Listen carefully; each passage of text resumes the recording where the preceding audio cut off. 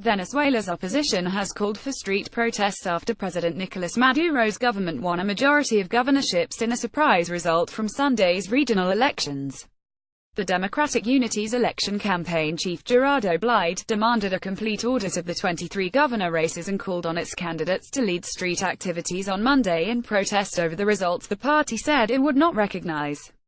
The ruling Socialist Party took 17 governorships, while the Democratic Unity Coalition took 5, with results irreversible in all but one of the 23 states, said Tibisi Lucena, the electoral board president.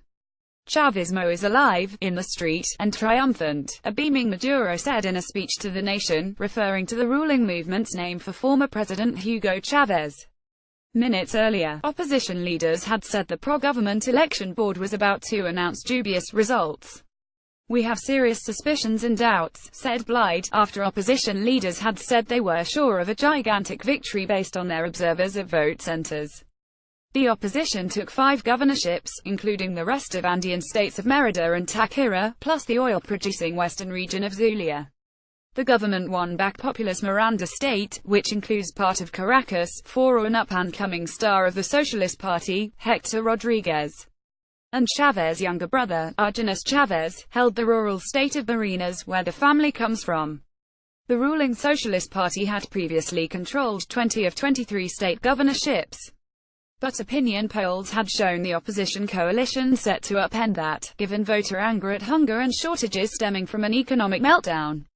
Sunday's surprise results raised the prospect of more unrest in Venezuela, where 4 months of opposition-led protests earlier this year led to 125 deaths, thousands of arrests, and widespread destruction of property.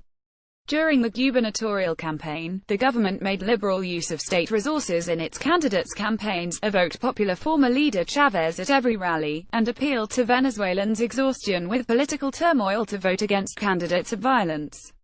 Maduro has said all governors, including the 5 opposition ones, must swear allegiance to a controversial new legislative superbody elected in July. But the opposition does not recognize the entirely pro-government Constituent Assembly, which supersedes all other institutions, including the opposition-controlled Congress. The pro-government election board put up hurdles for the opposition.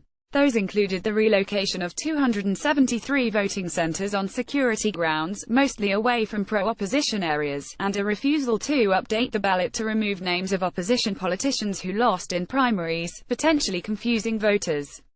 There were also technical glitches such as electrical failures, which have become commonplace in the crisis-hit economy, although the government said these were minimal.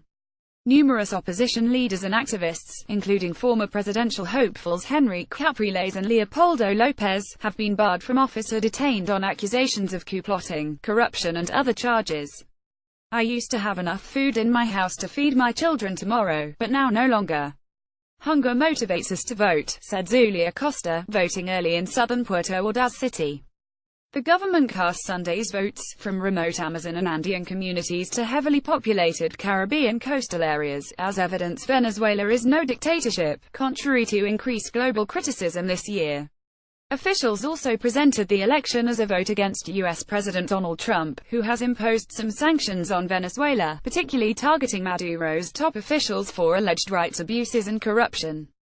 Some opposition supporters, particularly youths in a self-styled resistance movement on the front line of street battles earlier this year, had accused the leaders of selling out and legitimizing a dictator by even taking part in Sunday's vote.